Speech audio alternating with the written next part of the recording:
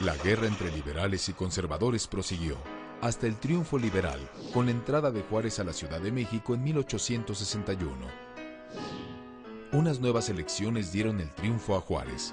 La falta de recursos le obligó a declarar la suspensión temporal de pagos de la deuda externa a Gran Bretaña, España y Francia.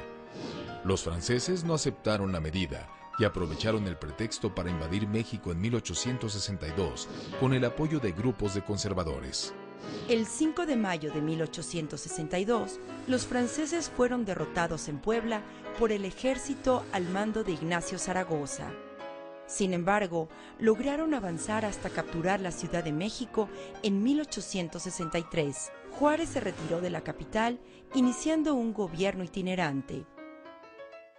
Y en ese momento el gobierno de Juárez tuvo que salir de la Ciudad de México.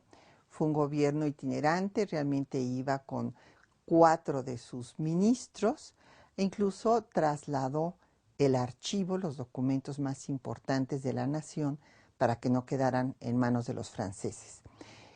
Estuvo en las ciudades más importantes que van de camino hacia el norte, ya que era perseguido por los franceses. Entonces está en San Luis Potosí, en Monterrey, en Chihuahua, y llega hasta Paso del Norte. En ese momento, esa pequeña caravana de su carroza negra, una carroza muy austera, pues era la representación de la República de la Independencia de México. Francia ocupó las principales ciudades del país con la oposición de las guerrillas juaristas. Los invasores aliados a los conservadores llamaron al hermano del emperador de Austria, Maximiliano de Habsburgo, para que gobernara el país. Maximiliano llegó en 1864. Nacía el Segundo Imperio Mexicano, a cargo de un extranjero. Paradójicamente, Maximiliano era un hombre de ideas liberales y las puso en práctica. Se negó a suprimir la tolerancia de cultos y la nacionalización de los bienes del clero.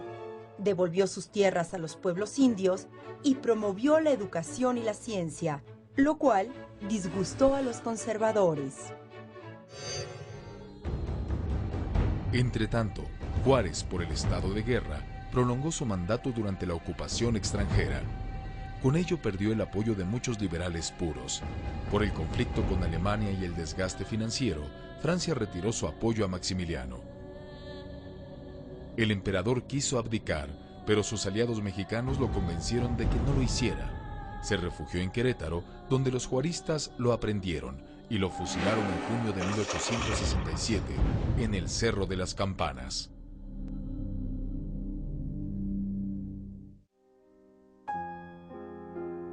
En julio, Juárez regresa triunfante a la Ciudad de México. En su discurso pronuncia la célebre frase: entre los individuos como entre las naciones, el respeto al derecho ajeno es la paz. La República quedó restaurada y el proyecto nacional monárquico quedó anulado. El Partido Conservador desapareció de la escena política. La situación del país era muy difícil, la situación política, económica, social.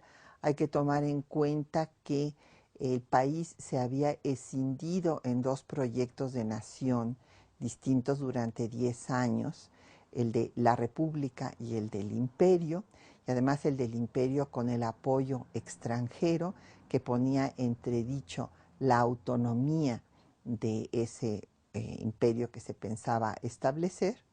Y esto en materia política pues es terrible, es la crisis más grave que ha sufrido el país después de su independencia. En materia económica, la guerra civil fue seguida de una intervención extranjera que ha sido la intervención más larga también de la historia de México, y en ese sentido la bancarrota del erario nacional pues era total.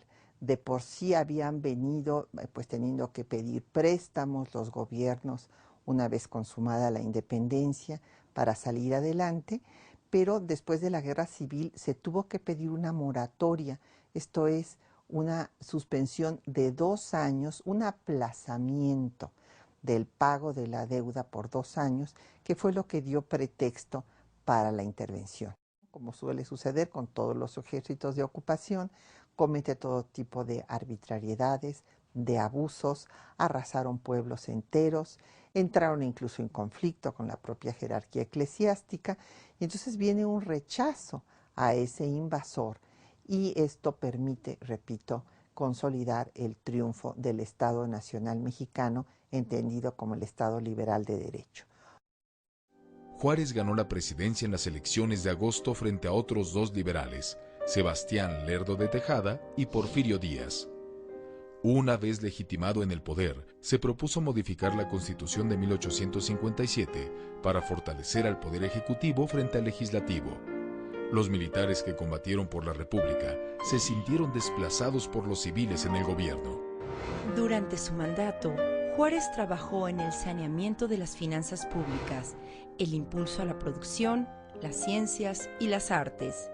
En 1871, Juárez se reelige con la oposición de Porfirio Díaz, quien se pronuncia en contra mediante el Plan de la Noria, al grito de no reelección.